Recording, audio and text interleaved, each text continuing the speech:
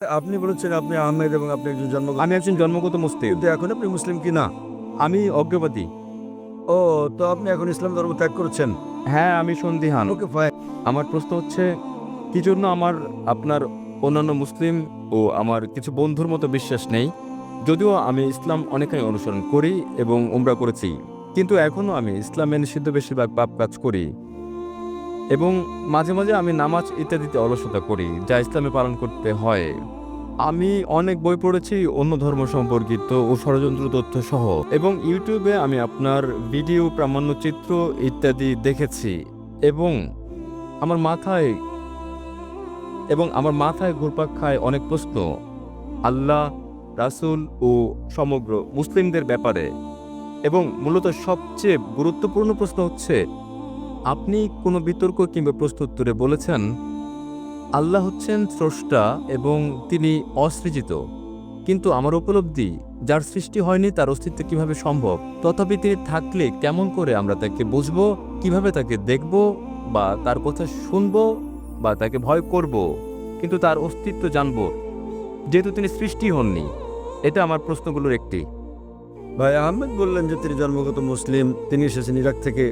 তিনি কোরআন পড়েছেন, অন্যান্য বইও পড়েছেন, কিন্তু তিনি অনেক পাপ করেছেন। তিনি বিশ্বাস করেন, মাঝে মাঝে তিনি অজ্ঞেয়বাদী হয়ে পড়েন এবং প্রার্থনায় আলস্য করেন। ভাই, আপনার আসল প্রশ্নের জবাব দেওয়ার আগে বলছি, যদি আপনি পাপ কাজ করেন এবং যদি আপনি প্রার্থনার ক্ষেত্রে আলস্য করেন, তাতে আপনি অমুসলিম হয়ে যাননি। যতদিন আপনি বিশ্বাস করেন প্রার্থনা করা ফরজ, মাঝে মধ্যে বাদ পড়লে সেটা পাপ। এটা বড় পাপ যে মাঝে মাঝে আপনি প্রার্থনা করেন না, তবে তাতে আপনি অমুসলিম হয়ে যাননি। যদি আপনি বলেন প্রার্থনার প্রয়োজন নেই, তাহলে আপনি কুফর করছেন।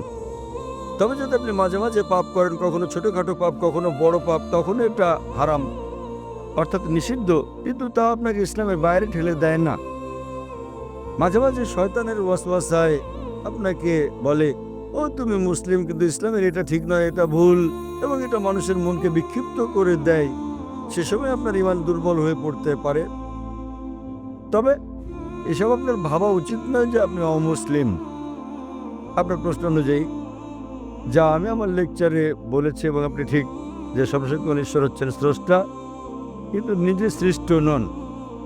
আপনি জিজ্ঞেস করেছেন কিভাবে অসৃষ্টকে, কিভাবে আমরা অসৃষ্ট জিনিস দেখি, কিভাবে এটা সম্ভব। আল্লাহ সুবহানাহু ওয়া তাআলা হচ্ছেন খালিক, তিনি স্রষ্টা, এবং সংজ্ঞা অনুযায়ী তিনি অসৃষ্ট। কারণ সচরাচর মানুষ বলে, যখন তারা যৌক্তিকভাবে প্রমাণের চেষ্টা করে, সব কিছুরই স্রষ্টা আছে। কে টেবিল সৃষ্টি করেছেন? কার্টুনের স্ত্রী কোথায় পেলেন কাঠ? গাছ থেকে। সৃষ্টি করেছেন কে এই গাছ? উত্তর আসে আল্লাহ। অর্থাৎ যখন অনেক লোক চেষ্টা করে কোনো নাস্তিককে বোঝাতে, তখন তারা বলে সবকিছুরই স্রষ্টা রয়েছে, আর তখন তারা পড়ে ফাঁদে। যখন নাস্তিক তাকে প্রশ্ন করে আল্লাহকে কে সৃষ্টি করেছেন, তাহলে আপনি যদি আমার ক্যাসেট শুনে থাকেন, আমি কখনো সে পথে যাইনি। আমি জিজ্ঞেস করি নাস্তিকদেরকে, কিভাবে তুমি বিশ্ব ব্রহ্মাণ্ড সম্পর্কে জানলে, কিভাবে তারকারাজির সূর্যের কার্যপ্রণালী সম্পর্কে জানলে? তখন সে বলে, এবং পেছনে ফিরে বলে স্রষ্টা। তাহলে এটা পরস্পর বিপরীত। যদি আপনার জানা থাকে কিভাবে যুক্তি দিতে হয়, আপনি এই সমস্যা নিয়ে কখনোই নাস্তিকের ফাঁদে পা দেবেন না। মুসলিমরা, বিশ্বাসীরা আল্লাহকে সৃষ্টির ব্যাপারে বলেন সংজ্ঞাগতভাবে আল্লাহ হলেন অসৃষ্ট। এবং যদি আপনি প্রশ্ন করেন আল্লাহকে কে সৃষ্টি করেছেন, যদি আমার লেকচার শুনে থাকেন, আমি উত্তরটা দিয়েছি। ধরেন এক ব্যক্তি এসে আমাকে বলল যে আমার ভাই জন।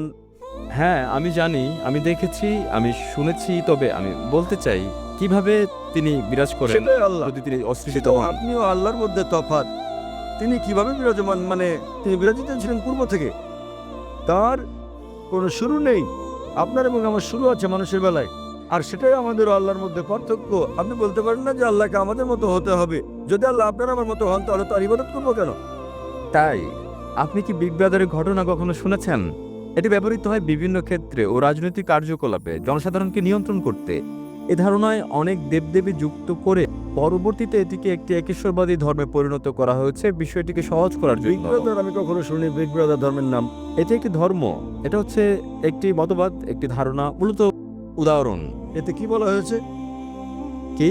এই ধারণায় কি বলা হয়েছে? এতে কি বলা হয়েছে সেটা হচ্ছে, যখন আপনার একজন বড় ভাই থাকে, আপনার জীবনযাপন নির্বিঘ্ন হয়, যখন সার্বক্ষণিক দেখাশোনার জন্য আপনার কেউ থাকে, সবসময় আপনাকে বুঝেন, রক্ষা করেন, আপনার সঙ্গে থাকেন এবং আপনি তার সঙ্গে কথাও বলতে পারেন, যদিও তিনি কখনো আপনার সাথে কথা বলেন না, থাকতে পারেন আপনার স্বপ্নে ইত্যাদিতে, ফলে আপনার জীবন ধারণ সহজ হয়, যার কোনো বিগ বাদার নেই এবং সব কাজ সহজে নিয়ন্ত্রণ করেন না এবং পুরোপুরি স্বাধীনতা ভোগ করা বড় শাসক ব্যক্তির জন্য বিপজ্জনক। এতে কি বলা হয়েছে আমি জানি না। বিগ ব্রাদার থাকতেও পারেন, বিগ ব্রাদার নাও থাকতে পারেন, তাতে কি এসে যায় ইসলাম এবং আল্লাহর? তাতে কি এসে যায়? কারণ মূলত আল্লাহ সবসময় আপনার খেয়াল রাখছেন। তিনি তাহলে আপনি কি বলতে চান আল্লাহ একজন বড় ভাইয়ের মতো? একেবারেই আপনার সুরক্ষার জন্য আপনি তাকে ব্যবহার করছেন, আপনি তাকে ছেড়ে দেবেন না। আপনি জানেন আমি কি বলছি। দেখেন, এটা হচ্ছে একটা হাইপোথেসিস, এটা হচ্ছে একটা ধারণা। যদি আপনি শুনে থাকেন কিভাবে আমি বোঝাই কোনো নাস্তিককে, যদি আপনি আমার উত্তর শোনেন, আপনি বলেছেন আমি অজ্ঞবাদী, আপনি নাস্তিক। হ্যাঁ, আমার প্রথম কাজ হচ্ছে আমি তাকে অভিনন্দন জানাই। কি? আমি তাকে অভিনন্দন জানাই। হ্যাঁ আপনি কি হ্যাঁ। আমার উত্তর শুনেছেন? হ্যাঁ, আপনি তাকে অভিনন্দন জানান। তবে আমি কোনো নাস্তিকের সঙ্গে আপনার বিতর্ক দেখিনি, আমি কেবল কিছু প্রশ্নের জবাব দিতে দেখেছি। ফাইন, তাহলে কি আপনি নাস্তিকের উত্তর শুনেননি? না, তবে আমি ডেভিড উইলিয়াম ক্যাম্পবেলের সঙ্গে আপনার বিতর্ক দেখেছি। এবং উইলিয়াম ক্যাম্পবেল তো নাস্তিক নন। জি জি, যখন কোনো নাস্তিক আমাকে বলে তিনি আপনার মতো বিগ ব্রাদার তত্ত্বের মতো ঈশ্বরে বিশ্বাস করেন না, হ্যাঁ এবং আপনি এই তত্ত্বে বিশ্বাস করলে আমি আপনাকে জিজ্ঞেস করব, প্রথম কাজ হচ্ছে আমার নাস্তিককে অভিনন্দন জানানো। কেন জানেন? হ্যাঁ, কারণ তারা ভাবে এবং তারা অনুসরণ করে না যা তাদের পিতামাতার করে এবং যে জাতীয়। না, আমি তাকে অভিনন্দন জানাই কারণ তিনি অন্ধবিশ্বাস করেন না। অন্যরা অন্ধবিশ্বাস করছে। তিনি খ্রিস্টান কারণ তার পিতা খ্রিস্টান, তিনি হিন্দু কারণ হ্যাঁ। তার পিতা হিন্দু, বেশিরভাগ মুসলিমের পিতা মুসলিম হওয়ার কারণে মুসলিম। তিনি ভাবছেন, তিনি বলছেন কোনো ঈশ্বর নেই। তিনি বলছেন ইসলামী শাহাদার প্রথম অংশ লা ইলাহা। যে কারণে আমি তাকে অভিনন্দন জানাই তা হচ্ছে তিনি বলছেন প্রথম অংশ ইসলামী শাহাদার, ইসলামী রীতির লা ইলাহা। কেবল যে জিনিসটা আমাকে করতে হবে তা হচ্ছে ইল্লাল্লাহ, যা আমি করবো ইনশাল্লাহ। তাই যদি আপনি আমার উত্তর শুনে থাকেন, একজন নাস্তিক হয়েছেন কারণ তিনি বিজ্ঞানে বিশ্বাস করেন, যুক্তিতে বিশ্বাস করেন, অথবা আমি তাকে জিজ্ঞেস করি যদি তার সামনে একটি যন্ত্র আনা হয় যা বিশ্বের কেউ কখনো আগে দেখেনি, এবং যদি এই প্রশ্ন করা হয় যে কে সর্বপ্রথম এই নতুন যন্ত্রের গঠন পদ্ধতি বলতে পারবে, তাহলে উত্তরটা কি? অবশ্যই এর স্রষ্টা, এর উৎপাদনকারী, এর নির্মাতা। স্রষ্টা, উৎপাদনকারী, প্রস্তুতকারী। তাহলে যখন আমরা তাকে জিজ্ঞেস করি যে কিভাবে এই পৃথিবী সৃষ্টি হলো, তিনি বিগ ব্যাং এর কথা বলবেন। তিনি যা বলবেন তা 1400 বছর আগে উল্লেখ করা হয়েছে কোরআনে, সূরা আম্বিয়া অধ্যায় নম্বর 21 আয়াত নম্বর 30। أولم يرى الذين كفروا أن السماوات والأرض كانت رتقا فتقناهما। অবিশ্বাসীরা কি দেখে না আসমান ও জমিন একত্রিত ছিল এবং আমি তাদের পৃথক করেছি? এটা আপনারা জেনেছেন 50 বছর আগে কোরআনে এটা উল্লেখ করা হয়েছে। 1400 বছর আগে কে উল্লেখ করতে পারেন? ঠিক আছে, বিভিন্ন সভ্যতা 2000 বা 5000 খ্রিস্টপূর্ব সালে, ইসলাম কিংবা খ্রিস্ট ধর্মের আগে, সে সময় বিভিন্ন সভ্যতা ছিল, তারা জ্যোতির্বিজ্ঞানে পারদর্শী ছিল এবং তারা এখন আমরা যা জানি তার চেয়ে বেশি জানতো আমাদের সৌরজগৎ সম্পর্কে। ভাই ভাই ভাই, আপনার বিজ্ঞান সম্পর্কে জ্ঞান কম, গভীর নয়, আমি একমত। এমন কিছু বিষয় রয়েছে যাকে বলা হয় হাইপোথিসিস। উদাহরণস্বরূপ আমরা জানতে পেরেছি, আমাদের কাছে প্রমাণ আছে যে পৃথিবীকে ডিম্বাকৃতি বলা হয়েছে 1577 সালে। আমি জানি যে খ্রিস্টপূর্ব 600 সালে পিথাগোরাস ছিলেন যিনি বিশ্বাস করতেন যে পৃথিবী ডিম্বাকৃতি। পিথাগোরাস বিশ্বাস করতেন পৃথিবী ডিম্বাকৃতি। তিনি এও বিশ্বাস করতেন পৃথিবী মহাবিশ্বের কেন্দ্রবিন্দু, যেটা ছিল ভুল। আপনি আমাকে এমন একটা সভ্যতা দেখান যা কোরআনে বর্ণিত সবকিছু বিশ্বাস করত। আমি আপনাকে চ্যালেঞ্জ করছি, আপনি যা বলেছেন আপনি কি বোঝাতে চান? কোনো ব্যক্তি ছিলেন যিনি বলেছেন ঠিক আছে এই সভ্যতার 100টি জিনিসের মধ্যে 2টো জিনিস ঠিক, 100 জিনিসের মধ্যে 5টি জিনিস ঠিক। এই 100-র মধ্যে যাচাই বাছাই কে করতে পারেন? আর কেউ নন, স্রষ্টা। যদি আপনি জানেন 10টি ভিন্ন ভিন্ন সভ্যতা ছিল, শত শত সভ্যতা ছিল, আমরা জানি অতীতে এমন একটিও সভ্যতা ছিল না যারা বিজ্ঞানের সবকিছু জানতো আজ আমরা যা জানি। তাহলে কোথায় আপনার যুক্তি, কোথায় আপনার তত্ত্ব? আমি জানি নির্দিষ্ট বিষয়গুলো ছিল ধারণাগত, যা পরে প্রমাণিত হয়েছে, কিন্তু এমন একটি সভ্যতাও ছিল না যারা সবকিছু জানতো যা কোরআনে উল্লেখ করা হয়েছে। তাহলে উত্তর চলে আসছে মূল প্রশ্নের, এসবগুলো কোরআনে কে সংরক্ষণ করেছেন? 1400 বছর আগে কেউ কি পারতো বলতে ঠিক আছে 100 জিনিসের মধ্যে 3টি ঠিক, এই 100-র মধ্যে 2টো ঠিক, এই 100-র মধ্যে? এটা সম্ভব নয়, গাণিতিকভাবে এটা সম্ভব নয়।